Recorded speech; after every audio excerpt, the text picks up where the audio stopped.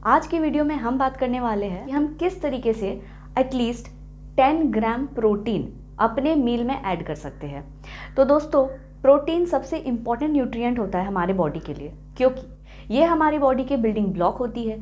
यानी कि किसी भी चीज़ का शरीर में बनना, उसके लिए सबसे इम्पॉर्टेंट न्यूट्रिएंट अगर हम बात करें तो वो है प्रोटीन।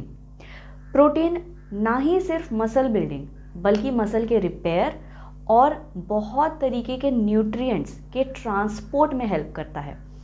हमारे बॉडी के फ्लूइड को बैलेंस करता है।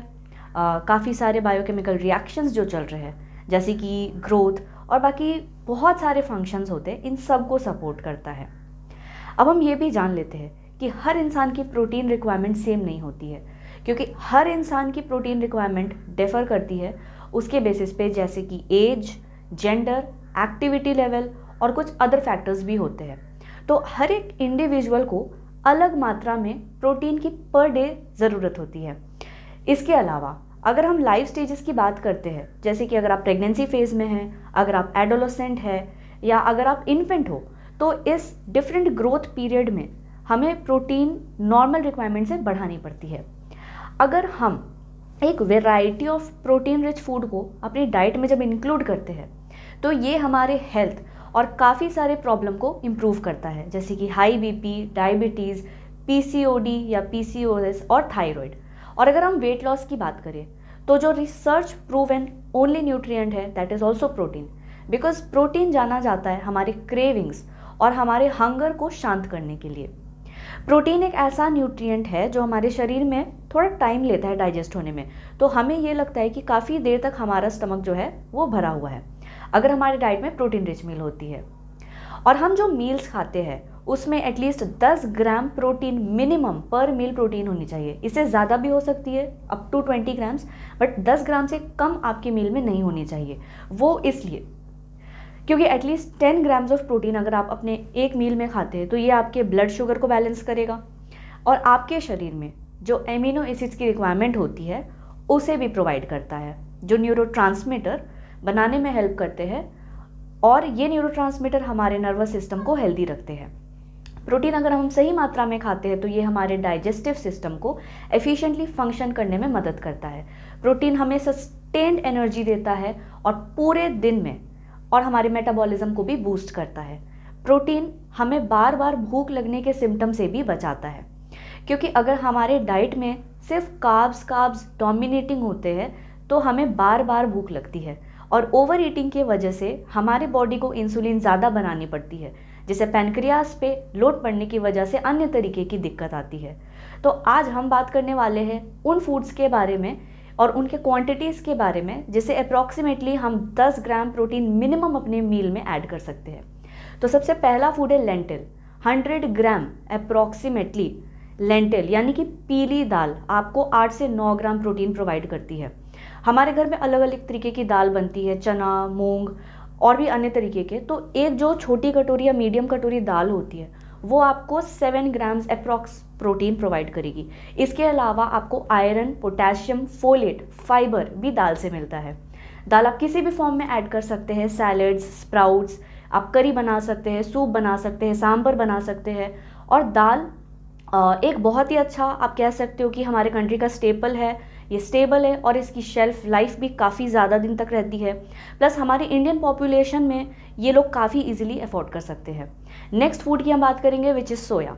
सोया में tofu, soybean granules, soybean chunks, तो इसको भी लगभग जैसे एक मुट्ठी क्वांटिटी अगर हम पोहा में, पुलाव में, उपमा में ऐड करते हैं तो ये हमें अप्रॉक्स 10 ग्राम प्रोटीन प्रोवाइड करता है। लेकिन थायराइड के पेशेंट्स सोयाबीन थोड़ा सा कम रखें अपने डाइट में।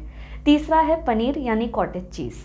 पनीर एक फर्स्ट क्लास प्रोटीन माना जाता है बिकॉज इसमें कंप्लीट एमिनो एसिड प्रोफाइल है जो हमारे शरीर में मसल ग्रोथ को प्रमोट करता है। पनीर को आप सैलेड्स में ऐड कर सकते हैं, भुर्जी बना सकते हैं या फिर आप इसे पुलाव में ऐड कर सकते हैं। किसी भी तरीके से आप अपने डाइट में पनीर को ऐड कीजिए। और दोस्तों, अगर आप 100 ग्राम पनीर ऐड करते हैं तो आपको 10 नहीं, आपको 18 ग्राम प्रोटीन अपने डाइट में मिलेगा। अब नेक्स्ट हम बात करते हैं एक प्रोबायोटिक फूड की विच इज़ दही। ना ही सिर्फ हमें प्रोटीन प्रोवाइड करता है बल्कि ये एक प्रोबायोटिक फूड भी है। 100 ग्राम दही में लगभग 4 ग्राम प्रोटीन हमें मिल जाती है। यानी कि अगर आप 200 ग्राम दही खाते हैं तो एटलीस्ट आप अपने मील में 8 ग्राम्स ऑफ प्रोटीन ऐड करते हैं। नेक्स्ट आते हैं very very cheap and best source of protein which is egg. 2 full egg अगर आप अपने डाइट में ऐड करते हैं किसी भी मील में तो ये आपको प्रोवाइड करता है 12 ग्राम प्रोटीन। तो आप एग को सैलेड में ऐड कर सकते हैं, या फिर आप बॉइल्ड एग खा सकते हैं, ऑमलेट बना सकते हैं, भुर्जी बना सकते हैं, या आप पोच एग बना सकते हैं, पैनकेक्स बना सकते हैं। तो एग एक तरीके की यू कैन से चीप एंड बेस्ट प्रोटीन इसलिए है क्योंकि इसकी जो बायोलॉजिकल वैल्यू है दैट इज़ 100%। इसका मतलब ये होता है कि एग आप जितना भी प्रोटीन अंडे से आपके शरीर में जाता है उतना ही पूरा एब्जॉर्ब होता है आपके शरीर में और पूरा यूटिलाइज होता है नए प्रोटीन बनाने के लिए। लेकिन dal is a second class protein, इसकी एफिशिएंसी जो होती है biological value that is 35%। That means जितना दाल हमने खाया और डाइजेस्ट किया उसका सिर्फ 35% ही हमारी बॉडी यूटिलाइज कर पाती है। नेक्स्ट हम बात करते हैं फ़िश की। फ़िश अनलाइक जैसे हमने बात की थी दही प्रोबायोटिक है, तो उसी तरीके से फ़िश हमें प्रोटीन के साथ साथ ओमेगा 3 का एक एक्सेलेंट सोर्स होता है दोस्तों। सो ओमेगा 3 बेसिकली क्या होता है, ये एक हेल्दी फैटी एसिड्स है जो हमारे हार्ट हेल्थ, आई हेल्थ और ओवरऑल हमारे वेलबींग के लिए बहुत ही इंपॉर्टेंट न्यूट्रिएंट माना जाता है। ओमेगा 3 आपको इन्फ्लेमेशन या किसी भी तरीके की जो वियर एंड टियर होती है इससे भी हमें प्रोटेक्ट करता है। ओमेगा 3 हमारे बॉडी में स्ट्रेस लेवल को कम करता है, इन्फ्लेमेशन कम करता है, और ये हमें कई लोगों में देखा गया है वेट गेन से भी प्रिवेंट करता है। फ़िश एक कोल्ड ब्लडेड एनिमल है। इवन आयुर्वेदा ने फ़िश को सबसे अच्छा नॉनवेज फूड माना गया है क्योंकि प्रोटीन ओमेगा 3 के अलावा फ़िश में अगर आप कंपेयर करें चिकन मटन से तो इसमें 20 गुना ज़्यादा सारे मिनरल्स इसमें पाए जाते हैं। फ़िश एक बहुत ही अच्छा लीन प्रोटीन का सोर्स है, तो फ़िश एक एथलीट के लिए बहुत ही अच्छा खाना माना गया है बिकॉज ये सस्टेन एनर्जी लेवल्स को मेंटेन करता है, मसल बिल्डिंग प्रमोट करता है, और 100 ग्राम फ़िश आपको 22 ग्राम के लगभग प्रोटीन आपको प्रोवाइड करती है। तो ये पनीर से भी आपको 4 से 5 ग्राम ज़्यादा प्रोटीन प्रोवाइड करता है। और लास्टली हम बात करेंगे दोस्तों चिकन। चिकन एक बहुत ही अच्छा सब्स्टिट्यूट है रेड मीट का, आप कह सकते हैं। रेड मीट हम इसलिए भी थोड़ा सा कम खाने के लिए रेकमेंड करते हैं बिकॉज़ उसमें सैचुरेटेड फैट्स बहुत हाई होते हैं। चिकन सबसे ज़्यादा अगर हम पार्ट वाइज भी बात करें तो थाई से भी ज़्यादा जो लीन प्रोटीन होती है वो चिकन ब्रेस्ट में होती है, और सबसे कम फैट परसेंटेज होता है चिकन ब्रेस्ट पोर्शन में। चिकन एक एक्सीलेंट सोर्स है और ये कंप्लीट एमिनो एसिड प्रोफाइल आपको प्रोवाइड करता है जो मसल बिल्डिंग प्रमोट करती है हमारे बॉडी में। 100 ग्राम चिकन में लगभग हमें 25 ग्राम प्रोटीन प्रोवाइड होती है दोस्तों। तो अगर आप अपने डाइट में चिकन इंक्लूड करते हैं तो ये आपके मसल को डेवलप करता है, मसल स्ट्रांग बनाता है और बोन्स को भी काफ़ी स्ट्रांग और हेल्दी बनाने में सहायक होता है। अगर एक एथलीट पॉइंट ऑफ व्यू से बात करें तो एग, फिश एंड चिकन, जो एथलीट वीक में 3 दिन इन सोर्सेस को कंज्यूम करते हैं तो उनकी जो चांस ऑफ इंजरी होती है या जो बोन रिलेटेड प्रॉब्लम होती है वो काफ़ी हद तक रिड्यूस हो जाती है। तो ये थे कुछ फूड्स जिनके हमने बात की कि कैसे और कितनी क्वांटिटी में आप ऐड कर सकते हैं अपने यूजुअल दिनचर्या में, अपने मील्स में, ताकि आप मिनिमम 10 ग्राम प्रोटीन अचीव कर सके। तो आई होप ये वीडियो आपके लिए हेल्पफुल रहा एंड मेक श्योर कीजिए कि आप अपने डाइट में प्रोटीन एडिक्वेट ले रहे हैं क्योंकि प्रोटीन की कमी से भी वेट गेन की प्रॉब्लम होती है और प्रोटीन हमारे मेटाबॉलिज्म को मेंटेन रखता है, इवन हमारे हंगर को कंट्रोल रखता है। तो प्रोटीन हमारे डाइट में बहुत ज़्यादा इंपॉर्टेंट कंपोनेंट है और अगर हम सिर्फ रोटी सब्ज़ी खाते हैं तो रोटी एक कार्ब्स का सोर्स है, वेजिटेबल से हमें फाइबर, विटामिन्स, मिनरल्स मिलते हैं, लेकिन रोटी सब्जी वाली कॉम्बिनेशन एक इनकम्प्लीट कॉम्बिनेशन होती है जब तक आप उसे एक प्रोटीन सोर्स से सप्लीमेंट नहीं करते। जैसे कि एक कटोरी दही हो गई, बॉयल एग्स हो गए, या फिर हमने दाल ले लिया, या फिर फिश या चिकन। तो इस तरीके से हम अपने प्लेट को एक बैलेंस्ड मील यानी कि एक कंप्लीट प्लेट बना सकते हैं और ये थाली हमारे शरीर में कंप्लीट न्यूट्रिशन को भेज रही है ताकि हमारी शरीर अच्छे से काम कर सके। और अगर दोस्तों आपकी फास्ट लाइफ है तो 2 तरीके की थाली के मैं आपको ऑप्शन बताती हूँ। एक है कि अगर आपके पास दाल रोटी है तो सब्ज़ी अगर आप ना बना पाए तो आप उसके जगह पे एक बोल सैलेड्स का लेके जा सकते हैं। फॉर एग्जांपल अगर आपने पोहा और थोड़ा सा सैलेड आप लेके जा रहे हो तो उसके साथ आप 1 कटोरी दही ऐड करो। तो इस तरीके की जो हम कॉम्बिनेशन बनाते हैं तो हमारा जो प्लेट है, तो हमारी जो मील हम एक फुल मील जो हम खाते हैं वो हमारे शरीर में जब न्यूट्रिशन जाता है तो वो एक कंप्लीट बैलेंस जाता है हमारे शरीर में, carbs, proteins, fibre, vitamins and minerals का।